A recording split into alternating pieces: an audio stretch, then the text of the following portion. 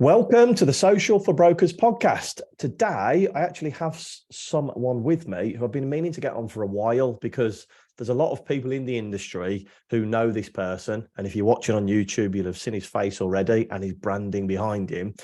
And if you are looking, you'll know that it's Daniel Mumford from Grange Mortgages.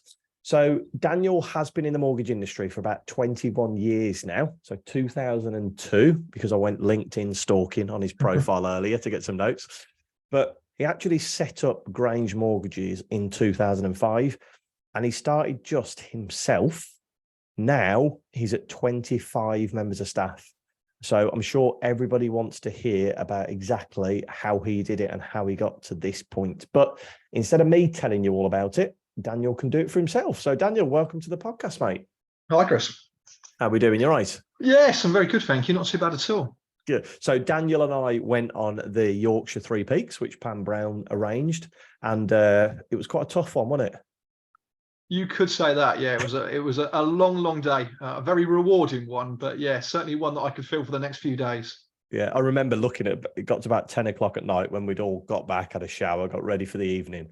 I remember looking over at Daniel and going, mate, I'm going to bed in a minute. And you're like, I'm exactly the same, mate. I'm going shortly.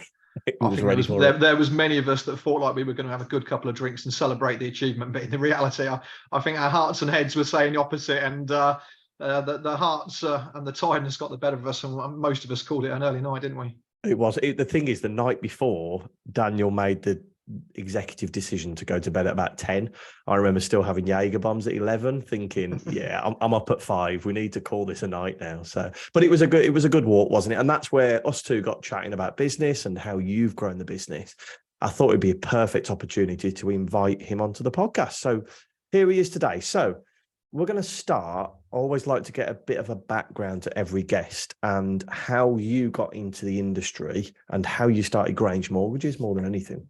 Yeah, so I'll condense it because I could probably do a good half an hour just on this, but it was probably actually slightly before the 2002, so I'm a little bit older on that. But I think that must be where I started the LinkedIn profile. But I would have been lying. I didn't grow up all through my childhood with the burning ambition or desire to be a mortgage advisor or go into financial services. It was probably the complete opposite, and I wasn't team orientated. It was very much don't want to be office based. I want to be out of the office, and but on the backdrop, some of that didn't materialise, and without going into a lot of detail, I think I'd finished A-levels. I'd probably done what most youngsters do in terms of going on one too many trips sort of consecutively, to the point that I think my mum probably lost complete frustration with me and just sort of said, right, I remember phoning back one time, she was right, you've got an interview when you get home. And I was like, a job interview? And she went, yep. I'm fed up of you doing nothing. You need to start earning. You've been on one too many lads' holidays. It's like, yeah, where is it then? And she said, oh, well, you're good with money, you're good with numbers and maths. There's a job going in the local building society in Northamptonshire, Northampton, where I live. And I was just like, yeah. Didn't really pay too much attention, didn't worry too much. Did the interview, obviously passed the initial sort of, I think, testing that they did. And they said to me, oh, well, you've applied for a cashier's job, but you've got one of the best maths results we've ever experienced. And would you like to do mortgage processing? Don't even really know what a mortgage is, and it's a loan, it's attached against a house, and more importantly, it pays about another £700 a year than the job role you went for. And that was it. I was just like, right, sold. Done, job sorted. And I absolutely bloody hated it. Did you? All right. Absolutely horrific. There was no client interaction, there was no selling. The building society I'd worked for had got their fingers severely burnt in the early 1990s, late 80s. Obviously, there was a big economic downturn at that point in time, big recession. So when they'd come back into the lending environment, back into the mortgage sector, their lending criteria, lending manuals, the doomsday book, as we used to refer to it as, was like War and Peace. And it was about 4 or 5 inches thick, and you had to memorize that. And it was such a manual process of trying to sign off cases. And I remember joking, it was almost like if you didn't play the correct birthday party game at your 5th or 6th birthday, you didn't get a mortgage. It was that pedantic. Oh, was that strict? Oh, it was horrific. I mean, we look at mortgages now and we sort of moan if they don't get underwritten and offered within a fortnight. It was lucky if you looked at it within a fortnight. It was manual credit checks, manual ID checks, employer references, lender references, rental references, of which there was fees to pay. I mean, it was just horrific when you compare it to the world that we live in now. And fortunately for me, I decided to get out very quickly, and I dropped back downstairs into the branch environment. And within not too long, there was a lad that wasn't dissimilar age to myself, was doing his financial advice exams. And we sort of got on quite well. And he was like, when I sort of unofficially become your mentor, you can start doing the exams. And in the interim, I dropped into what was deemed an unregulated role, doing sort of mortgage and investment advice. And that for me was probably one of the most significant turning points. I got this nice little frosted glass office in the middle floor. Wasn't really wildly different, but actually meeting customers, liaising, speaking, providing solutions, and certainly when it comes to sort of being able to put potentially a roof over someone's head or getting that next step on that housing ladder journey was so rewarding. And I never really looked back. I went around the houses a little bit after that. I didn't stay too much longer at that particular entity, just because at that point in time, a lot of building societies were going through restructuring. They were going through this turn into PLCs. There was a lot of cost cutting, and unfortunately, a lot of branches were getting closed. So I decided to try and broaden my horizons a little bit. Jumped for a couple of bits. I went to work for, and try not to mention some names, but I started Bristol and West. I then jumped to AXA for a little bit, AXA Sun Life again, but it was very much admin orientated, but it was going down more of a regulated route of regulated investments, pensions, and that side. It was fine, but again, as soon as I deviated back away from that lack of client contact, my level of enjoyment within the job role massively nosedived as well at the same point. So I think I was starting to realise that client engagement, not necessarily the sales side itself, albeit that obviously came hand in hand with it, and needed that sense of achievement in the job role. I'm trying to think where I went from there, and then I ended up at Connells, did a little bit doing FS within Connells. Fantastic training, albeit I was unique. So going in actually with some experience in the mortgage broking world into the estate agent environment actually is not the norm. It's actually quite the opposite. I think I was in a washroom room with people that had sold cars, Hoovers, you name it, but they didn't even know what a mortgage was. But actually their training was really, really good. Not necessarily. You tend to find the big corporates, the training is in. I was trained at Countrywide in the estate agency world, and it is phenomenal. That's why they've built a name for themselves, because of the training, isn't it? Oh, absolutely. And as I said, you couldn't knock them for it. I think the account was slightly restrictive role because, of course, when it got to things like insurances, quite prohibitive, maybe one panel provider, you didn't have autonomy for the full marketplace. And I think naturally at that point, I sort of felt like my next step was moving into a job role where I wasn't on a panel of 10 or 15, because I always felt like, well, where was I losing my opportunities that I couldn't convert? And someone would obviously rock up into the estate agent and they'd chat to them and they'd go, well, I'm using X. And you would go, oh, God. And then you look at it, you try and beat it, and you just knew that you didn't have access to that particular provider. So it became a little bit frustrating. And I suppose, as you said, we're all looking for that next step on our journey of how do you sort of grow in the role you're in. So my final leap before actually setting up Grange was I went to work for a new build specialist firm based out in the Midlands. Had numerous new build relationships, which, as I'm sure as this story goes on, that's probably one of our cores to my journey in terms of introducers. But it was very much almost like a self-employed role. So it was a great stepping stone. And again, at the time, I didn't realize the significance of it, but there was no basic salary. We provided our own mobile. We worked from home, and they literally furnish you with a region. So it was like a division of opportunities, and your job role was to convert those opportunities. And if you were horrendous, you earned zip. And if you were pretty good at it, you'd earn a decent living. And obviously they were making obviously an income off the back of that. I did it for a couple of years and was reasonably successful in it. But to the point, I think I eventually got to where I was going, there is no next step of this apart from moving outside of the environment in. And this would have been sort of circa end of 2004. So for anybody that's been in that industry long enough, you remember that November that year was the introduction of mortgage regulation, or mortgage M Day. And I think we all thought the world was nigh. It was like suitability letters. We actually had to do fines and stuff again. Now you just think, how the heck did you ever exist without that level of transparency? But it was quite a big thing at that point in time. And that's sort of the era of when networks started to come into the mortgage world. So there was a lot more regulation, and it was either you're going to go DA and you're going to have that internal regulation, or you go with a network and they take over a lot of that responsibility. The firm I was with at that point in time, I decided to go down to the network, the AR route. So it meant a significant level of change. And I was just like, this is phenomenal. there's now a network that's going to be taking a cut of obviously the income that I generate. I've got the firm that I'm affiliated to that's taking a cut, and actually I'm the one that's doing 99.9% of the work, and all of a sudden within the space of a month I'm probably going to be doing double the work for probably 70% of the pay. And it was just like, if I don't step out of this environment, when am I ever going to do it? There's probably no better catalyst with all of that legislation change of going into a network.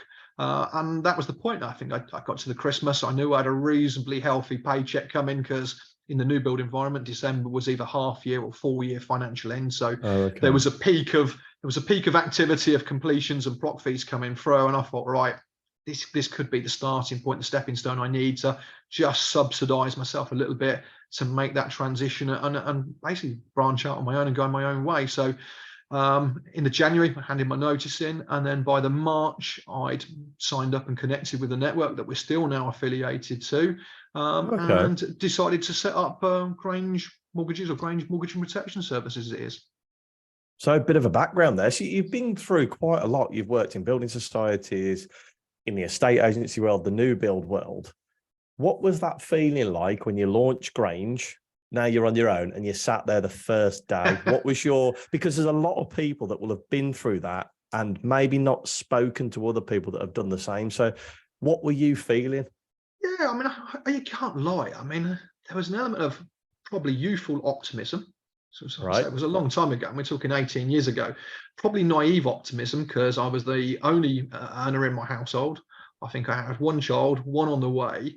So there was an awful lot riding on it. But as much as there was a huge level of fear and sort of anticipation about what it might hold and the risk, I was still reasonably optimistic. And I never really went into it with the mindset that there was any doubt that it would fail. I never believed that it would have got to the stage of where it's now. It was more about, could I earn the equivalent level? Could I get a better work-life balance? And would I have more control over my own destiny? And I felt that sort of the answer to all of those main points were yes. I look back now and think, how the heck did you ever make that decision?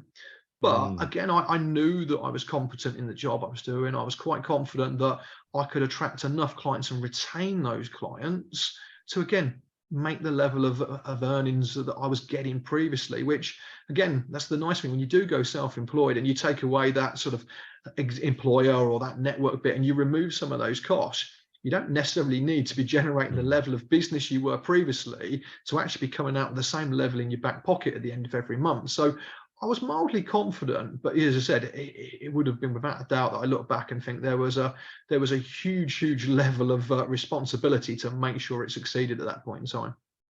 And obviously it has succeeded, because you're sat there now, Grange Mortgages. Can you give us a bit of an insight? So we fast forward 2005, so 17 years, 18 years now. 18 years, yeah. Fast forward 18 years. What kind of numbers are you guys doing now? How many mortgages are you looking per month? What do you guys do? I mean, like anybody, we don't sit there and I wish it was an even keel every single month and there was no variation. But I mean, it's not been unknown for us to get up to 200 mortgages, 150s, an average month, and probably one at the moment we're sitting there and I'd be going, I think we could do better, is the reality. But you don't start off like that. You start off with 4s and 5s. Yeah, you start off with the lower numbers, but it's just amazing to see you grow to that. And what do you think? And this is really hard, because I was speaking to Dan about this before the podcast started. Dan's really quite humble, and I found that when we was on this walk, because like, you've built this incredible business. And he's just like, well, I've built it. It's just happened almost. That's how you feel. But what things have you put in place to make that happen? Yeah, I mean, I think when you start off, and it is worth probably starting close to the beginning, because obviously you said you don't go from a few mortgages to 200 overnight. And as you said, that's taken a long time, and maybe longer than some other people out there. And probably because there were other objectives on the route that we had to remain profitable. As I said, there was no safety nets for me. There was no fallbacks. There was no partners, which for some people's eyes makes it another risky. Good point. Yeah. Probably from my point of view, it actually probably worked better for me, because it didn't give me any excuses. There was no, I can't work this week. If it doesn't make money next month, don't worry, I'll go to it next month. It almost kept you on your toes and proactive enough. So yes, there was an awful lot of work, but I think some of the principles that we started the business with are still really true today, even all that time forward. Is I sort of said, well, if I put myself in my consumer's shoes, so what do my customers want out of what we deliver? And I looked at sort of the UK as a whole, and it was like, we're not good with customer service. If you go abroad, you look at other nationalities, their expectations with all customer service, whether it be financial services that we work in or when you walk into a restaurant, their expectations are much higher. I think in the UK, we're not good at delivering even an average level, let alone the bells and whistles level. So we started off with basics of, could we do the core things right? So if we promised a phone call, would we do a phone call? And if we gave a time, we committed to the time, and we just literally did all of the simple, basic day-to-day things, and we just did them well. I wouldn't even say we did them always really well, but some are just super simplistic. It was, and if you didn't have an answer, but you'd guaranteed someone a call within half an hour, you'd ring them in half an hour and say, I haven't forgotten about you. This is the reason why I haven't, but I haven't forgotten you. And the customer would go, I really appreciate that. And what I'll do is I'll come back to you tomorrow morning, or I'll do this. And as long as you committed to it and actually doing those things really well, but on a consistent basis. And I think that's really important, that you can't sit there and say, well, I'm going to have this process, but I'm going to do it on Monday, and then on Tuesday I'm going to get a bit bored and do something different, and on Wednesday I'm going to be down the pub, and on Thursday I'll be playing golf. And those clients, you just had to do it time and time again. And actually by doing that, the customers that we won and we found became really loyal customers, and they actually then give us a lot of repeat business. But those customers then became big advocates and huge fans of what we did, and then they bought the friends and family. And we didn't have to really proactively push it. I'd always say, look, if you like what we do, please tell people about it. But I wasn't one of these that wouldn't leave their living room if they didn't give me free names and addresses. And maybe we could have grown even quicker if we'd done that. And the clients seemed to like us, and maybe we could have grown a little bit. I was probably a little bit more coy and reserved at that point in time, and I didn't want to sort of rock the boat too quickly and jeopardize losing their business. There was probably a little bit of a fear factor, but they did bring friends and family with us, and they became big advocates. And to the point they would regularly be ringing, and can we introduce this person? And I've got this work colleague. And actually we all said, look, if we keep the clients that we retain, because finding a new client in this sector is probably the hardest thing in the world. You can be the best broker in the world, but if you've got no one to speak to, you've not got that next client, you don't make a living. You don't grow particularly quickly. But it was like, if we can keep topping up and we don't lose anybody out the bottom end of this, actually we've got a business model here that's growing. It's just then the case of how quick do we decide we want to grow. And actually we won introducers by having exactly the same approach. That we did put ourselves out there. I went back to a few of the companies that I'd worked with back under employed days. Obviously I had to be very careful not to land them in hot water. But again, I think we took that leap of faith and we said, this is what we're doing. This is who I am. You liked what I provided for you historically. If the opportunity arises and you've got an issue or something's not working out, or you want to look at something new, just make sure I'm your first point of contact. Give me first refusal.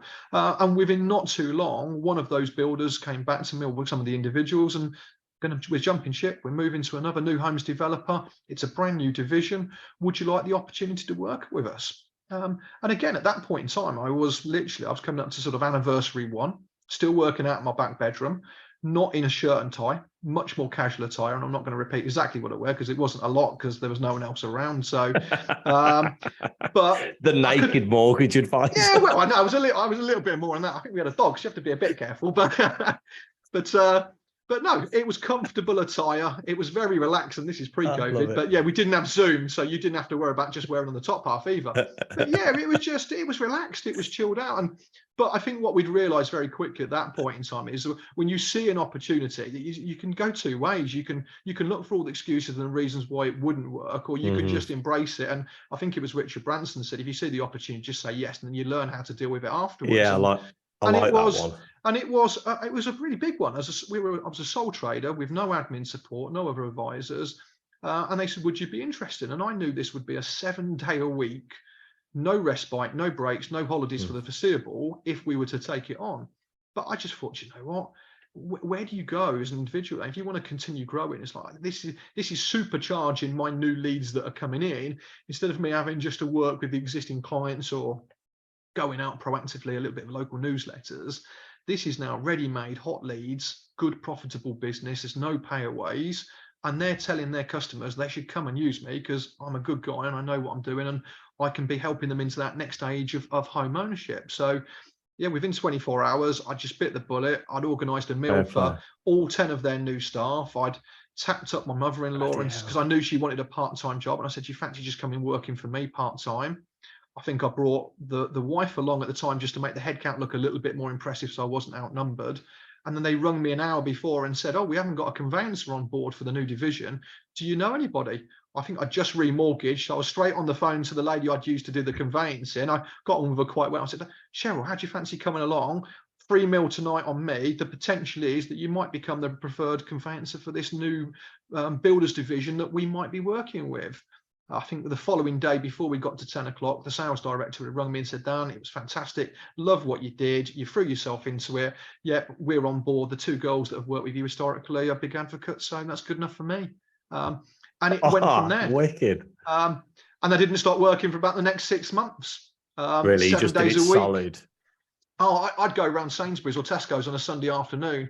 And again, this is, you can tell the timing of this is like, I wasn't particularly sort of au fait with iPads and stuff like that. And they were in early development days. So I literally carried a pen and paper and a notepad and my mobile every single where I went. And it wasn't unknown that I would be sat in the fridge and freezer aisle, sat on the edge of the fridge, freezing my backside off, taking down a customer's telephone number to ring about a potential mortgage inquiry of how we could help them aspire and get this this new home that someone had referred my details on.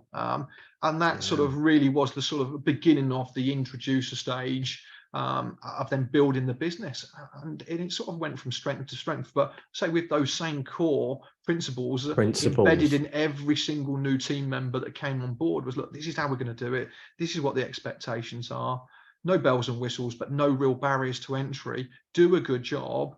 You'll keep the introducer happy, which is the big client, and then actually the end customer facing will become a client for life, and hopefully they'll bring their network of friends and family with them, and that's how you'll continue to grow, and you'll help grow the business, but more importantly, you'll grow yourself, and you almost have a business within a business. And again, I know you said you'd looked on our website earlier, you've seen some of the team. You will also have seen quite a few of those team members have been with Grange for an awful long period of time, because I'm hoping, and the fact that they haven't voted and talked with their feet, they've not left because they're happy in what they're doing, but they're also growing with their job role without having to wait for people to resign, move on, without having to wait for red tape, because they also get the opportunity to grow within that job role. And it keeps them committed, which is good for their clients, good for them. And ultimately, as you've seen, it's good for us as a company. I want to talk about the staff shortly, about how you hire good staff and everything. But just listening to you then chat about everything there, I love the way that you've got these stories about the growth of the company. And I think it really resonates with people. Like the first story, when they phone you up and say, "We want you to help with the mortgage," you arrange a meal. And you remember that meal when your wife came along and your mother-in-law came along and the conveyancer came along. And then the next story about you taking phone calls in the middle of Sainsbury's milk aisle. It's those kind of things that your whole business is built on, because you did things right at the beginning. The meal was all about just being like an individual, being somebody that's genuine. And then the one in Sainsbury's shows that you've got to work really hard if you've got that opportunity. You could have easily said, "No, I've got," you know what I mean? I can't do 7 days a week for the next 6 months. I can't. But you were like, no, let's do it. And then I'll work out a way of how to work it. I just love that. I think that's, and I think some people look for a magic answer. And I spoke to you about this before we came on the podcast. What is it that make Grange so successful? And you're saying, well, it's not one thing. It's things I did 20 years ago that laid the foundations and the core principles for the growth. And this leads me perfectly onto the staff side of things. You were all about growing. You're talking about your staff. At what point did you know you needed to hire staff? Because a lot of people are in that limbo at the moment. And how do you find good staff? I think in terms of staff, I mean, I said right at the start in terms of how I got into the sector that it wasn't a childhood ambition. I was very much into sport, and even though I love team sports, there was an element I liked, that accountability that rested on my shoulders, and I wasn't necessarily ready for a long time to get into the point of having that extra responsibility on my shoulders to be sort of taking and guiding the team with me. But I think I'd got to almost about the end of year one, so I'd taken on this new build relationship, and for as much as it was really working, and there was obviously record levels of new business coming in, and I'd made those sacrifices. So I'd missed weddings, I've missed christenings, I've sacrificed birthdays. As you said, this was a 7-day proposition, and the nipping down to Sainsbury's was a break for as much as I was sat in the fridge and freezer taking phone calls. But but you get to a point of going, well, where does this go? What's the next step for this? And you realize there's only 7 days in a week and there's only 24 hours in a day. So you're sitting there and going, well, unless I start cherry picking clients, and we're not quite at that stage yet, how am I ever going to earn more? And how am I ever going to get a bit of a life back? So I think it very quickly dawned on me. It was like, well, the only way I can continue to either grow and make money and get a bit of life, I'm going to need to have people of a certain caliber that are going to come on this journey with me, that we put these foundations in place. But actually now all of a sudden the opportunity is not an opportunity for one. It could be two, it could be three. And we didn't go gun ho. It wasn't all guns blazing. It was relatively steady as the business activities increased. But I think that, again, when I look at it, you said about this magic answer, there wasn't a jackpot of money there to me to dig into, to go and fund and say, we're going to put 10 staff in. It was, we built it to a point where there was enough for one extra member of staff. So all we did was just tiny baby steps. As we said, I put my mother-in-law in as a part-time administrator. Then we went to 2 part-time administrators, which dovetailed to form 1 full-time admin role. So I didn't need to be writing 30, 40 mortgages a month.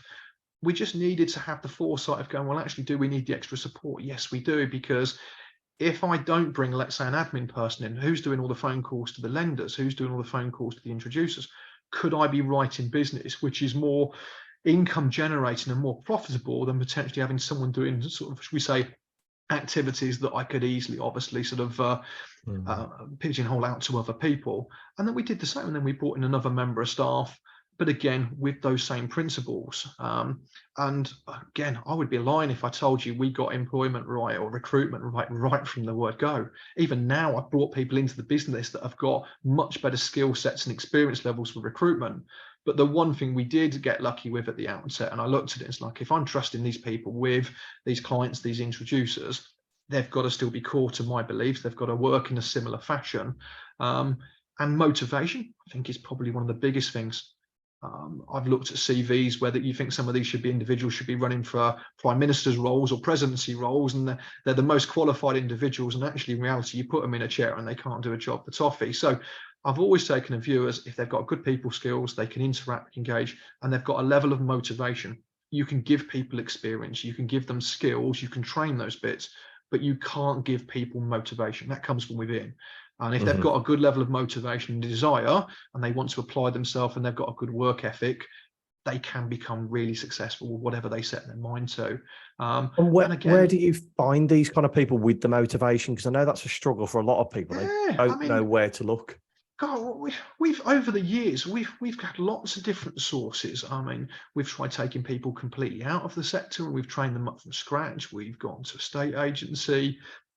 We have used recruitment companies. I tend to try and steer clear of those now, albeit we've got some good, reliable ones within our network where they do a lot of the sort of pre-vetting, go through some of the stuff that you wouldn't necessarily want to be doing. So they do the CV vetting, basic testing, look at levels of experience. And again, and even within that now, as I said, we're fortunate enough over the years that we've got individuals in the business that I would go, look, you speak to X. They're used to recruiting, they're used to going through the right questioning. And again, I think in probably the early years, I put my hand up and say we didn't always get it right, because the sales in me come out, and I always found recruitment, I would end up selling the benefit and selling the company to the individual as if like I was selling a product.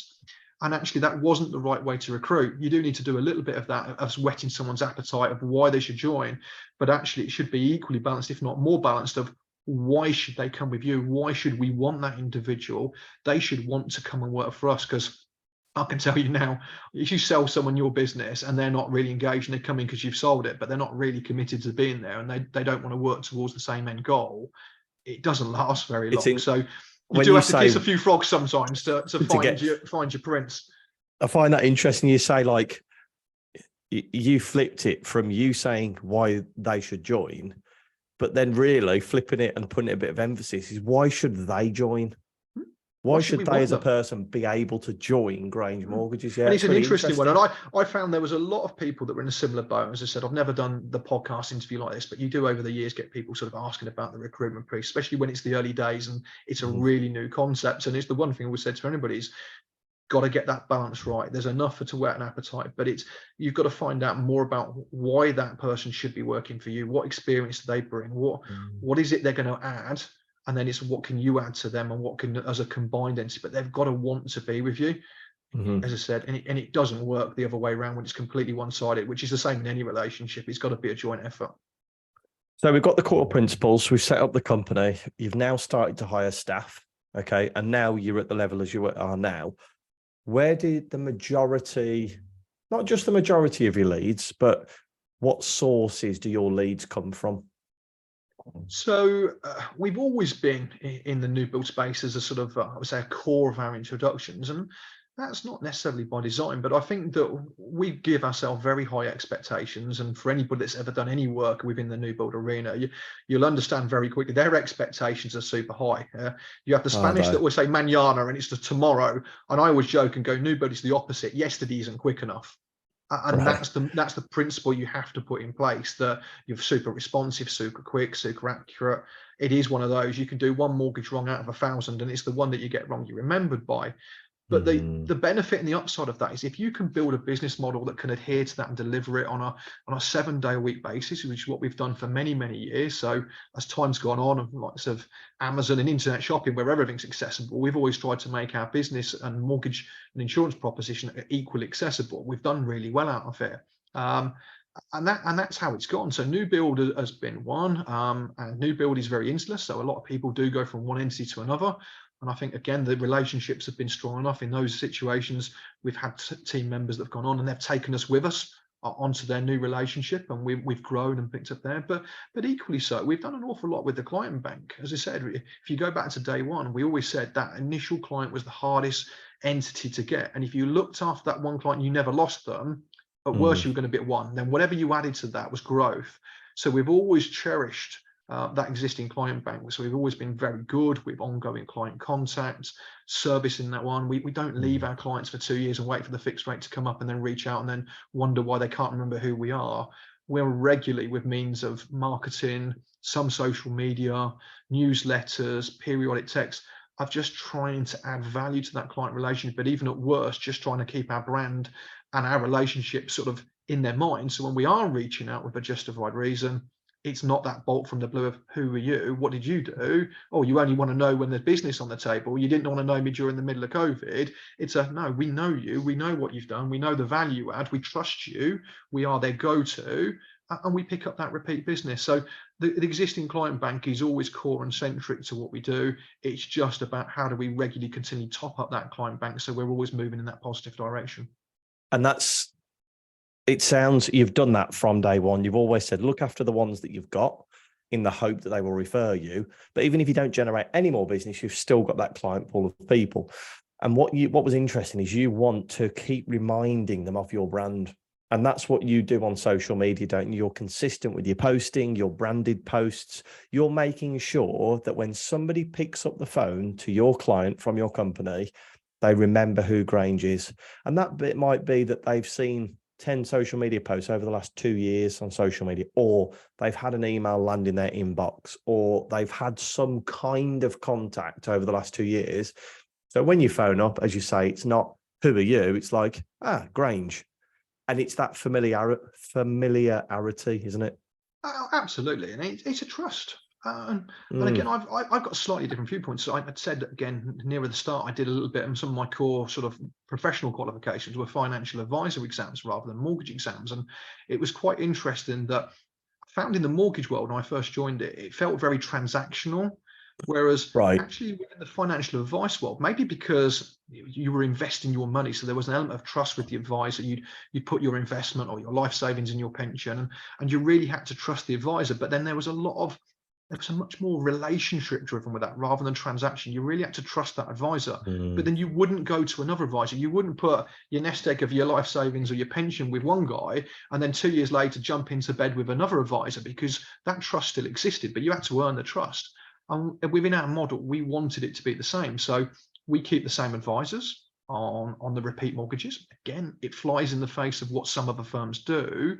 But actually, we always said, as long as the brand was really strong and that individual was fronting on behalf of the brand, that you could get away with that. And when you get to the second transaction, the third transaction, you would pick up the phone to those advisors and they would go, I would never go anywhere else because I trust Grange and I trust what you've done multiple times before. And yeah, sometimes it was most times it was with the same individual, but that just made the process so a lot simpler. But as you said, social media, marketing, we had to move with the times. They didn't exist when we first obviously set up back in 2005. And social media is a really cost-effective and very quick way to, on a consistent basis, get that branding and messages out to your client bank, but also to new prospective clients as well. Yeah, it's about growing the business as well as keeping those people informed. I like the way that you keep the same broker with the cases, and that's testament to you as a company that those brokers are still there. There's so much stuff we've been through there. I mean, we've been chatting for over half an hour now about the company. It's so incredible. And I'm going to talk to you shortly about if you were to start all over again, what you'd do. But before we get into the strategy question, we like to donate £10 to a charity of your choice for saying thank you for coming on. Which charity did you want us to make the donation to? If we could do cancer research, I mean, I think like many people, I've had a couple of family members that have been personally affected and by themselves, but also, as I said, I spend most of our time, or a big portion of our time, trying to protect our clients in regards to getting critical illness, and cancer being one of them. I think that feels quite a relevant one to select. So yeah, that would be lovely, Chris. Perfect. We'll make the donation. Right. So let's get into the strategy question. So we're going to pretend that you've moved to the north of Scotland. You've got a laptop, a mobile phone, and an internet connection. What would you do to start generating new mortgage business? I'd do something completely different, because obviously you've put a geographical boundary in place, and I also think the world has changed quite significantly from when we started 18 years ago. So one of the things that we've never done, obviously we've talked a little bit about social media and obviously how the world changed. The internet, I think, is extremely powerful. This now is the most important medium or tool that you're going to get access to. And obviously I've not got the scope of going into my local village or estate agent and probably touting my services. So I would probably do more industry commentary. And I think historically, I've probably been like many people, I've been a little bit shy in terms of putting myself forward. But I also think there's too many people that do commentary within the financial services sector and they sit on the fence. And they're very reserved about, obviously, the way they deliver that communication. And I think, again, there's many people you allude to that go, well, what's your interpretation of financial services? And maybe it's a bit starchy, maybe it's a bit, should we say, old man grey suit. Whereas I actually think most people, when it now comes to this sector, they want something a little bit more real and a little bit more approachable. So I think we would be anything but on the fence. I think it would be sort of, my image would be almost of a real life, proper, down to earth human commentary in terms of what you need to know, what's going on, what's hype, what's the media really spinning versus what do you need to be concerned with. And it would make it a bit more nichey. But I don't think at this point in time now I'd be too bothered whether I offended with people with being a bit too frank. I think it would probably be come across, hopefully, as more relatable, where especially obviously the younger generation would probably engage in that a little bit more. And I think if you're frank and you're real and you tell people what they want and not a fluffed up version of trying to sort of dilute a message and confuse someone with really technical language because aren't I clever because we've done a few professional exams, I think that actually would have a level of connection with people. So, as I said, then the geographical element doesn't become a problem. And we've seen that how many people, when you put videos out there, how far does that message, how far and wide can that travel? So the fact that you've got a lovely scenery out your window up in North Scotland now is not a problem. Actually, is a bonus. And if you spend a few hours on a laptop and put in some lovely, what a backdrop. I struggled to try and find someone that was a little bit more engaging as a backdrop for this one. I was hoping to do it in the front room looking out into the garden, but as I told you about some car issues earlier, that wasn't to be. So, I think it becomes different. And now all of a sudden, it's something enjoyable. You're sharing your knowledge and your wealth, and I think if you do that and you give, people will receive that. And I think then obviously you get people that want to engage and they want to obviously benefit from your experience and expertise in that particular marketplace. And that's a really interesting. Nobody has ever given that answer in 70 odd episodes of us interviewing people. They've never given that answer of being like an industry professional. And I love it because, like you said, don't sit on the fence. Go, do you know what I mean? Go polar, whichever way you're going to go full in, lean into it. And like you said, if you go into that niche, the people who want to drop a negative comment on something, you're never going to land those as a client, and you probably never want to work with that person anyway. Yet the people that buy into it, for example, Piers Morgan, You either love him or you hate him. The people that love him are his biggest fans. And he's not Absolutely. worried about the people that aren't going to watch him because he's got enough of the biggest fans. That's how I would kind of analyze that the people that Yeah, and you I mean, and for it's his an business. extreme one. I mean, but as you Yeah. said, that we're not talking about sitting there and abusing people within the sector, but I think No, it's no, just no, not at all. about being frank and being honest. And I think in past times, and even now, sometimes I think you sit there and everybody's working on tenterhooks about offending someone or being too graphic or too frank. And actually, do you actually get anybody that really engages? Because you're trying to keep everybody happy of being really plutonic and really middle of the road, and Mhm. actually, it doesn't get a lot of traction at all because you're not funny, it's not engaging, you don't learn. And Well, if whereas you with look, this, you might turn a few people off, but you'd probably get a few people that would really like that particular style. exactly, if you think like I've seen a few of these like Just Stop Oil videos and whatever, I'm not going to get into views or anything on here, but say there's Just Stop Oil as a movement, and there's another protester called the John Smith Brigade who are against environmental. Just Stop Oil have gone to the lengths of the earth to cause as much disruption as possible. And whether you agree with it or you don't agree with it, they are being noticed by the media because they're going to the extremes. And I'm not telling mortgage advisors to go and paint the Bank of England red or something in their colours, but they're the ones that are getting noticed because they've gone so far one way, haven't they? Whereas the people that are talking, you know what I mean, have a smaller voice, they're not getting noticed, even though they're doing it in a way that they feel is right. That the people that Just Stop Oil probably feel the way that they're doing it is right. But I'm not going to get into a political debate on here. But do you see what I mean? By going so far and so polar, they're actually getting recognized, whether it be for good or for bad. Their name is out there. And by doing that in like video format and talking it, not sitting on the fence, you could get noticed for your business, couldn't you? I think there's a really good potential chance with it. And like you said, maybe I'm in a slightly different position now where I don't need to be sat on the fence a little bit more, trying to feel like I've got to Yeah, good people point. please. And so that isn't necessarily one for everybody, but I'm sure there's still scope that you could find an angle for that, and I'm sure that you'd get some traction with that. Yeah. Awesome. Well, Dan, I have taken up nearly 45 minutes of your time talking about Grange mortgages, how you've got to the point where you are now. And I know a lot of people are really going to enjoy this episode because we were talking, this is the first time you've been on a podcast, isn't it? It is. Yeah. So guys, this is the recording of Dan doing his first podcast. Rewind it, go and take notes. And I'm sure if anybody wants to get in contact with you, where's the best place that they can reach out to you, Dan?